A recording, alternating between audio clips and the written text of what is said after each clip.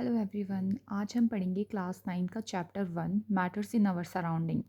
मैं आपको इसकी हिंदी एक्सप्लेनेशन दूंगी और विद इन शॉर्ट टाइम ये चैप्टर आपको अंडरस्टैंड हो जाएगा। ठीक है, तो फर्स्ट पैराग्राफ में आपको इतना कुछ है नहीं पढ़ने के लिए। तो फर्स्ट पॉइंट है आपका कि जो फिजिकल नेचर ऑफ मैटर। तो matter is made up of particles. First point is matter is made up of particle, मतलब कि कोई भी जो मैटर है, मैटर मतलब जिसका एक मास होता है और वॉल्यूम होता है। ठीक है, तो matter is made up of particle. जैसे आप एक घर बना रहे हो, ठीक है, आप घर बनाने के लिए ईंटें यूज़ करते हो ना, तो वैसे ही जो मैटर है वो छोटे छोटे पार्टिकल से मिलकर बना है। तो फर्स्ट पॉइंट हो गया आपका कि matter is made up of particle. ठीक है, इसको आप समझेंगे एक एक्टिविटी के थ्रू, जिसमें आपको ये फर्स्ट एक्टिविटी दी है। इसमें आपको एक 100 ml पानी लेना है इस बीकर में, और जब आप इसमें शुगर डालते हो या सॉल्ट डालते हो तो वो कम्प्लीटली डिज़ोल्व हो जाता है। ठीक है, तो इसका मतलब कि ये जो शुगर और ये सब चीज़ें हैं, जैसे शुगर और सॉल्ट है, तो ये पार्टिकल से मिलकर बने हैं। जब हम इसको इसमें डालते हैं तो ये कम्प्लीटली डिज़ोल्व हो जाता है। ठीक है, और ये बनता है कि पार्टिकल्स के मतलब अब पानी में डिज़ोल्व कैसे हो गया। पानी जो है उसमें स्पेस होंगे एक बीच में, जिसमें ये पार्टिकल्स जाके उसमें डिज़ोल्व हो जाते हैं। ठीक है, तो ये एक्टिविटी से हमको ये समझ आया कि जो पार्टिकल्स हैं उनके बीच आप स्पेस है। ठीक है, उसके बाद है सेकंड पॉइंट है ये कि how small are this particles are very small. ये हम इस एक्टिविटी से पता करेंगे। ठीक है, इसमें हम क्या करते हैं कि हम ना 2-3 क्रिस्टल्स लेते हैं पोटेशियम परमैंगनेट के, उसको हम डिज़ोल्व करते हैं 100 ml ऑफ वाटर में। ठीक है, अब पोटेशियम परमैंगनेट का आपको फॉर्मूला पता होना चाहिए। पोटेशियम परमैंगनेट का फॉर्मूला होता है KMnO4, और ये डार्क पर्पल कलर का होता है। ठीक है, अब हमने इसको ना इसमें ले लिया, सोचो हमने इस बीकर में ले लिया, इसमें हमने पोटेशियम परमैंगनेट डाल दिया। ठीक है, तो ये डार्क पर्पल कलर का हो गया। फिर जब हम इस 100 ml से हम थोड़ी सी टेस्ट ट्यूब में 10 ml ले लेंगे। ठीक है, जब हम इसको दूसरे बीकर में डालते हैं तो थोड़ा लाइट कलर आया, फिर धीरे धीरे लाइट, मतलब ये कलर जा रहा है आगे, ट्रांसफ़र हो रहा है। इसका मतलब कि जो ये पार्टिकल्स हैं ना, ये बहुत ही छोटे छोटे हैं और आगे ये टूट टूट कर आगे बढ़ते जा रहे हैं। ठीक है, और फिर धीरे धीरे ये फेड हो जाएगा। तो ये बनता है, इस एक्टिविटी से हमारे को ये निकलता है, कंक्लूड होता है कि ये इसलिए होता है कि पार्टिकल्स जो होते हैं बहुत छोटे छोटे उससे बने होते हैं, मैटर जो छोटी छोटी चीज़ों से बना होता है। ठीक है, तभी इसका ये कलर आगे ट्रांसफ़र हो रहा है। अब इसमें है कि ये क्रिस्टल्स हैं, ये बहुत छोटे छोटे पार्टिकल से बने हैं। जैसे पोटेशियम परमैंगनेट की क्रिस्टल है, बहुत छोटे छोटे पार्टिकल से बने हैं। ठीक है, अब आपको ये भी बोल देते हैं कि आप पोटेशियम परमैंगनेट की बजाय आप 2 ml डिटॉल ले सकते हैं। ठीक है, अब उसकी जो स्मेल है, डिटॉल को पानी में डालो, फिर धीरे धीरे उसमें से थोड़ा थोड़ा पानी निकाल के दूसरी बाल्टी में डाल दो, तो धीरे धीरे आप मतलब उसकी स्मेल थोड़ी थोड़ी गायब होने लग जाएगी, लेकिन आएगी। ठीक है, उसके बाद है आपको है characteristics of particles of matter. इसकी आपके फर्स्ट पॉइंट है कि particles of matter have space between them. इसको हम अब फर्स्ट पॉइंट, जैसे particles of matter have space between them, हमने पिछली वाली एक्टिविटी, जैसे ये वाली एक्टिविटी पढ़ी थी ना, ये वाली फर्स्ट वाली, तो इसमें था कि जो शुगर था, जब हम उसको पानी में डालते तो वो कम्प्लीटली डिज़ोल्व हो जाता है। ठीक है, तो इस वाले पॉइंट को, ये वाला एग्जाम्पल देके आप इसको अच्छे से एक्सप्लेन कर सकते हो कि जब शुगर को हम पानी में डालते हैं तो वो कम्प्लीटली डिज़ोल्व हो जाता है। इसका मतलब कि particles of matter have space between them. ठीक है, जो सेकेंड पॉइंट है ये वाला कि particle of matter are continuously moving. इसका एग्जाम्पल इस एक्टिविटी से हम इसको समझ सकते हैं। ठीक है, जैसे कि आप एक अगरबत्ती को जला दो क्लास के कॉर्नर में, तो धीरे धीरे जो उसकी खुशबू है वो पूरी क्लास में फैल जाती है। अगर वो पार्टिकल्स ऑफ मैटर मूव ही नहीं करेंगे तो हमें अगरबत्ती की खुशबू कैसे आएगी। इसीलिए हमें खुशबू इसलिए आते हैं क्योंकि जो पार्टिकल्स ऑफ मैटर है वो मूव कर रहे होते हैं। ठीक है, अब ये वाला, जैसे इस वाली एक्टिविटी में आपको ये बताया है कि आप एक बीकर ले लो, उसमें जब आप इंक डालते हो तो वो उसमें डिज़ोल्व हो जाती है। आप उसमें अगर आप एक बीकर में पानी ले लो, उसमें आप हनी डालते हो तो वो हनी जो है वो नीचे बैठ जाएगी। इस एक्टिविटी को आप परफॉर्म करके देखना। ठीक है, डेंसिटी ऑफ वाटर, ये इसलिए होता है क्योंकि जो डेंसिटी है ना हनी की, वो ज़्यादा होती है वाटर से, इसीलिए वो हनी जो है वो नीचे चला जाता है। उसके बाद ये वाली एक्टिविटी, इसमें बोला है आपको कि आपको कॉपर सल्फेट का फॉर्मूला होता है, ऐसे लिखते हैं CuSO4, ब्लू कलर का होता है। जब आप इस कॉपर सल्फेट को, या मतलब इसमें पोटेशियम परमैंगनेट, दोनों को आप इसमें एक्टिविटी में बताना है आपको कि हॉट वाटर या कोल्ड वाटर में डालते हैं तो किस में जल्दी से वो डिज़ोल्व हो जाता है। ठीक है, तो हम देखते हैं जो हॉट वाटर में ना कॉपर सल्फेट को जब डालते हैं तो वो फटाफट डिज़ोल्व हो जाता है। तो ये बोलता है कि फिर यहाँ पे इस पैराग्राफ में बताया है कि particles of matter are continuously moving, ठीक है। अब हमने क्यों बोला कि वो जल्दी डिज़ोल्व हो जाता है, ठीक है। जब हम टेम्परेचर को बढ़ाते हैं ना, तो उनकी काइनेटिक एनर्जी भी बढ़ जाती है। काइनेटिक एनर्जी उनको पावर देता है जिससे वो फटाफट मूव करते हैं, ठीक है। तो जब टेम्परेचर बढ़ता है तो काइनेटिक एनर्जी भी बढ़ती है और उनकी मतलब मूवमेंट की जो वो स्पीड होती है वो भी बढ़ जाती है, ठीक है। अब डिफ्यूजन, इसमें आपको डिफ्यूजन की डेफिनेशन यहाँ पे दी है। ये डिफ्यूजन की डेफिनेशन होती है intermixing of particles of two different types of matter on their own, मतलब अपने आप वो एक दूसरे में मिक्स हो जाते हैं। इस प्रोसेस को बोलते हैं डिफ्यूजन, ठीक है।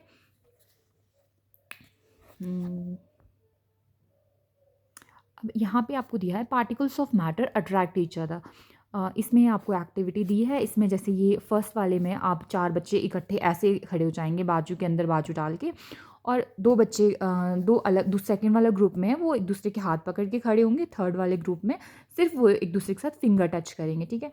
तो एक फोर्थ बच्चे को हम बोलेंगे कि इनको अलग अलग कर दो, तीनों ग्रुप्स के बच्चों को अलग करना है। तो कौन से ग्रुप को वो जल्दी ईजीली अलग कर पाएंगे?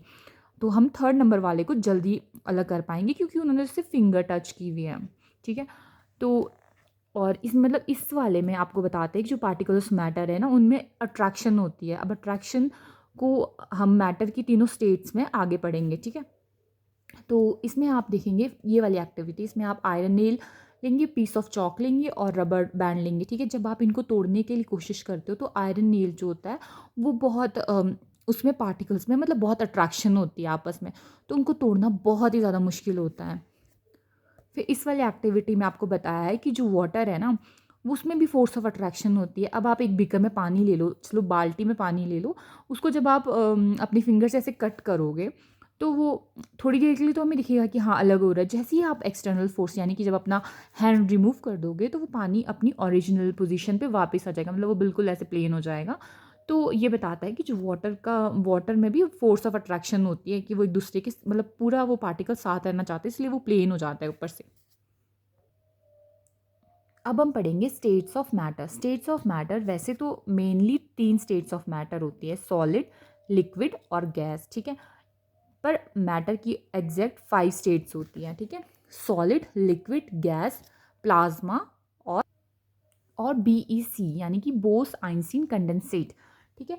अब हम इस पैराग्राफ में जो आपको बताया है कि सॉलिड स्टेट, ठीक है, इसमें आपको एक्टिविटी दी है ना, इसमें आपको जैसे आपने एक पेंसिल ले ली, ठीक है, आपने इसको रखा, उसमें बुलाया कि आप इसकी ना आउटर लाइन ऐसे ड्रॉ करो, तो आप देखेंगे कि इसकी एक फिक्स्ड आउटर लाइन आप ड्रॉ कर पाएंगे, ठीक है। और इसकी एक फिक्स शेप भी है। ये पेंसिल तो ऐसी की ऐसी रहेगी, इसको आप अगर आप इसको दबाओगे तो ये छोटी तो नहीं हो जाएगी, मतलब ऐसी की ऐसी रहेगी, ठीक है। तो इसका मतलब जो सॉलिड होते हैं ना उनकी फ़िक्स शेप होती है और उनकी फ़िक्स बाउंड्री होती है और वॉल्यूम, जैसे कि मैं इस पेंसिल को इधर रखती हूँ, ठीक है। अब ये इतनी ही स्पेस लेगा। अगर मैं इसे इधर भी रखूँगी तो इसकी मतलब इतनी जगह लेगा ना, जगह बढ़ तो नहीं जाएगी ना। तो इसका मतलब जो सॉलिड होते हैं उनकी फिक्स्ड शेप होती है और उनकी डिस्टिंक्ट बाउंड्रीज होती है और उनका फिक्स वॉल्यूम होता है और they have negligible compressibility. Compressibility का मतलब हो गया कि जब मैं इसे ज़ोर से दबाऊंगी तो भी ये कंप्रेस नहीं हो रही है, मतलब इसकी नेग्लिजिबल कंप्रेसिबिलिटी है। Solid have tendency to maintain, और सॉलिड जो है ये अपनी शेप को मेंटेन करने की टेंडेंसी रखते हैं और जब हम उनमें एक्सटर्नल फोर्स ज़्यादा डालते हैं तो वो टूट जाते हैं लेकिन वो अपनी शेप को नहीं चेंज करते। इसलिए हम बोलते हैं कि जो सॉलिड होता है वो रिजिड होता है, ठीक है। अब आपको यहाँ पे बोल रहा है कि व्हाट अबाउट रबर बैंड। अब रबर बैंड लेंगे, अब वो तो शेप चेंज कर रहा है, जब हम उसे खींचेंगे तो वो खुल जाता है ना रबर बैंड ऐसे, तो इसमें अब शेप चेंज हो रही है। लेकिन आप देखेंगे कि जो रबर बैंड जो हम एक्सटर्नल फोर्स जब हम उससे रिमूव कर देते हैं तो रबर बैंड जो है अपनी ओरिजिनल पोजीशन पे वापस आ जाता है, तो इसका मतलब वो सॉलिड है, ठीक है। अब what about sugar and salt. अब शुगर एंड सॉल्ट को हम जिस भी कंटेनर में डालते हैं वो शेप तो ले लेते हैं, लेकिन जब उनके क्रिस्टल्स को आप अपने हैंड में लोगे तो आप देखोगे कि उनकी पर्टिकुलर शेप है और वो फिक्स्ड है, ठीक है। अब what about sponge. Sponge ball, वो जो स्माइली बॉल्स होते हैं ना, स्माइली बॉल्स को जब आप ऐसे कंप्रेस करते हो तो वो पिचक जाते हैं, ठीक है। तो फिर जब आप ये देखोगे कि आप ये तो भाई ऐसे हो जाते हैं, शेप चेंज करें, लेकिन ऐसा नहीं है। जो स्पॉन्ज बॉल्स होते हैं ना उनके अंदर छोटे छोटे छेद होते हैं जिसमें एयर भरी होती है, तो उस वजह से क्या होता है जब हम उन्हें कंप्रेस करते हैं तो वो एयर जो होती है वो आउट हो जाती है, तो फिर वो कंप्रेस हो जाते हैं। लेकिन जैसे ही हम अपनी एक्सटर्नल फोर्स यानी कि अपने हाथों से उसे दबाना छोड़ देते हैं, तो वो एयर जो है वापस उसके अंदर आ जाती है, तो वो अपनी ओरिजिनल शेप में वापस आ जाता है। इसका मतलब क्या हो गया, रबर बैंड, शुगर, सॉल्ट और स्पॉन्ज जो है ये भी सॉलिड है। अब हम पढ़ेंगे लिक्विड स्टेट के बारे में, ठीक है। लिक्विड स्टेट के लिए आपको ये वाली एक्टिविटी दी है कि आपको वाटर, कुकिंग ऑयल, मिल्क, आप मतलब कोई भी लिक्विड फॉर्म ले लो, ठीक है। अब आप उसको मतलब 50 ml ले लो, चलो 50 ml ना सही, आप एक कप ले लो, उसको फुल फुल भर दो, ठीक है, फुल भर दो उस कप को। अब उस कप के लिक्विड को आप दूसरी प्लेट में डाल दो, एक को आप कटोरी में डाल दो, तो आप देखोगे कि जो लिक्विड है ना, तो वो उनकी जिस भी बर्तन में हम डाल रहे हैं उसकी वो शेप ले रहा है। लेकिन अब आप देखोगे कि शेप तो वो ले रहा है, लेकिन अगर आपने एक कप पानी लिया है, आप उनको जिस भी कंटेनर में डाल रहे हो वो उस उतना ही पानी रहेगा। क्या उसका वॉल्यूम चेंज हो रहा है? क्या पानी बढ़ रहा है?